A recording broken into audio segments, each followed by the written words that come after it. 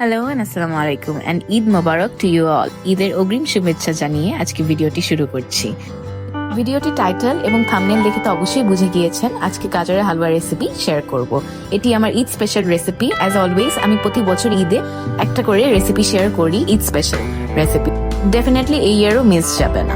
So এই জন্য আজকে গাজরের হালুয়া উইথ টুইস্ট রাবড়ি আমি অ্যাড করছি। গাজরের হালুয়া দিয়ে রাবড়িটা খেতে কিন্তু খুব মজা লাগে।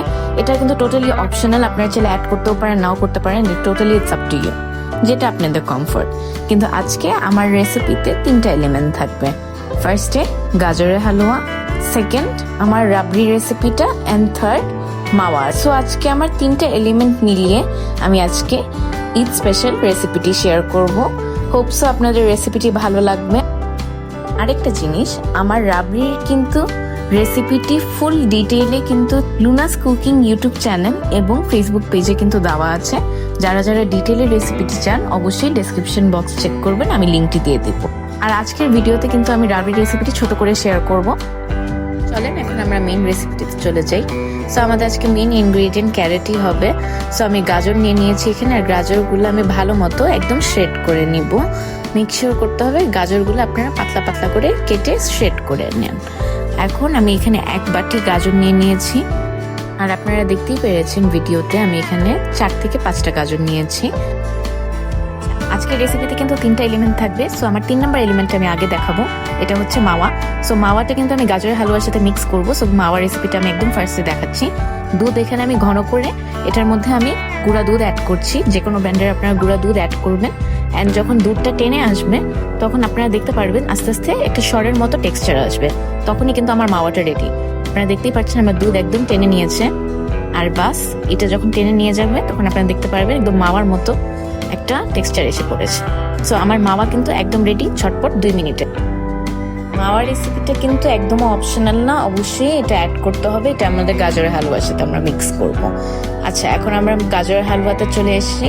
সো ফার্স্টে আমরা একটা কড়াইয়ের মধ্যে এখানে 2 লিটার দুধ নিয়ে নিব। এটাকে আমরা জাল করব ফার্স্টে, আর চেষ্টা করব এটাকে 1 লিটার করা। মেক শিওর করবো দুধটা একটু সরালো হোক।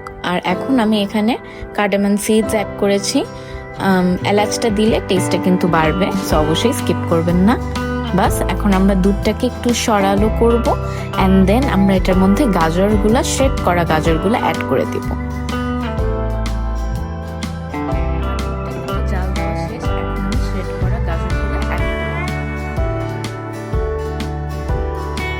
দুধের মধ্যে গাজরগুলো অ্যাড করার পর কিন্তু আমার প্রসেসটা বেশি কিছুই না। গাজরটাকে মিক্সচার করতে হবে যে সিদ্ধ হোক। সো আমি গাজরটাকে দুধের সাথে ভালো মতো সিদ্ধ হতে দিব। অ্যান্ড সিদ্ধ হওয়ার পর আমি আবারও একটু উপর দিয়ে অল্প অল্প করে দুধ অ্যাড করব। আপনারা দেখতে পাচ্ছেন একটু হোয়াইট হোয়াইট দুধ।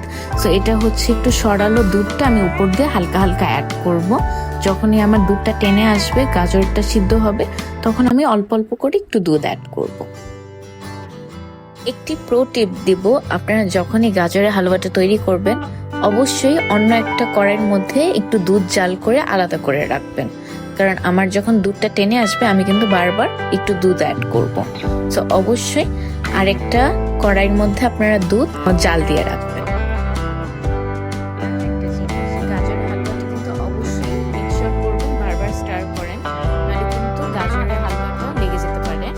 আমার কিন্তু দেখেন আমার গাজরগুলো একদম সিদ্ধ হয়ে এসেছে। আর একটু ম্যাশ ম্যাশ করে দিবেন অবশ্যই।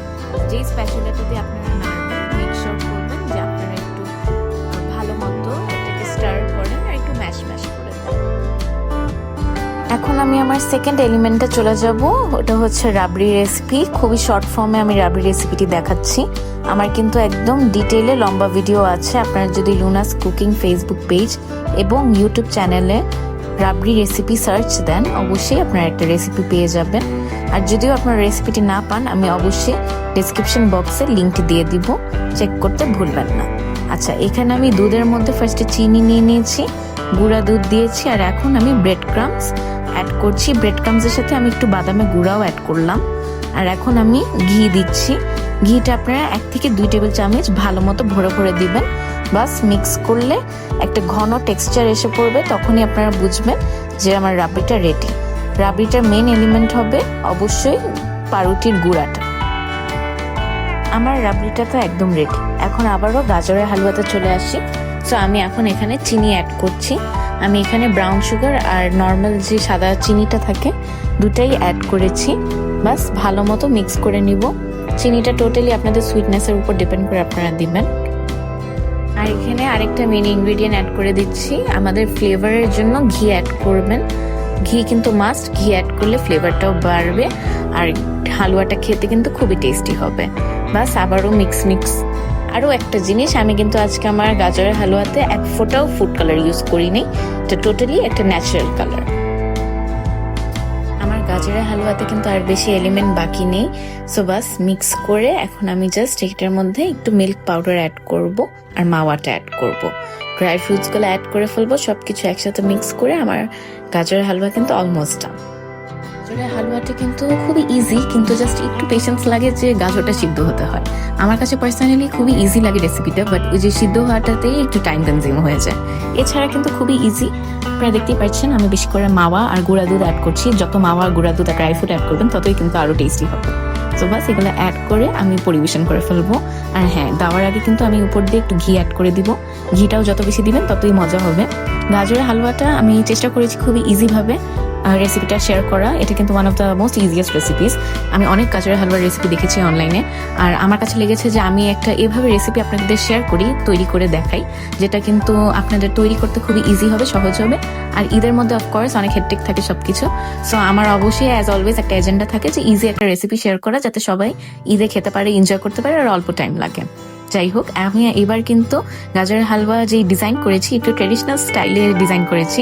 সো আমি এখানে মাটির খোড়ার মধ্যে গাজরের হালুয়াটা দিয়েছি, উপরে একটু বাদাম পিস্তা দিয়ে ডিজাইন করেছি। সো আপনাদের যেভাবে ভালো লাগে আপনারা ওইভাবেই ডিজাইন করতে পারেন। আর আমি আরেকবারও বললাম, রাবড়িটা কিন্তু অপশনাল। রাবড়িটা আপনারা দিলে মজা হবে। গরম গরম গাজরের হালুয়া, ঠান্ডা ঠান্ডা রাবড়ি তো খেতে খুবই মজা লাগে। সো অবশ্যই ট্রাই করতে ভুলবেন না। যদি আপনাদের রেসিপিটি ভালো লেগে থাকে একটি লাইক এবং কমেন্ট অবশ্যই করবেন। আর যদি আপনারা আমার চ্যানেলে নতুন ভিউয়ার্স হয়ে থাকেন, সাবস্ক্রাইব করে আমাদের সাথে থাকবেন। আর আপনাদের ঈদটা কেমন গিয়েছে অবশ্যই আমাকে কমেন্ট করে জানাবেন, আর রেসিপিটাও ট্রাই করলে অবশ্যই জানাবেন। ঈদ মোবারক টু ইউ অল।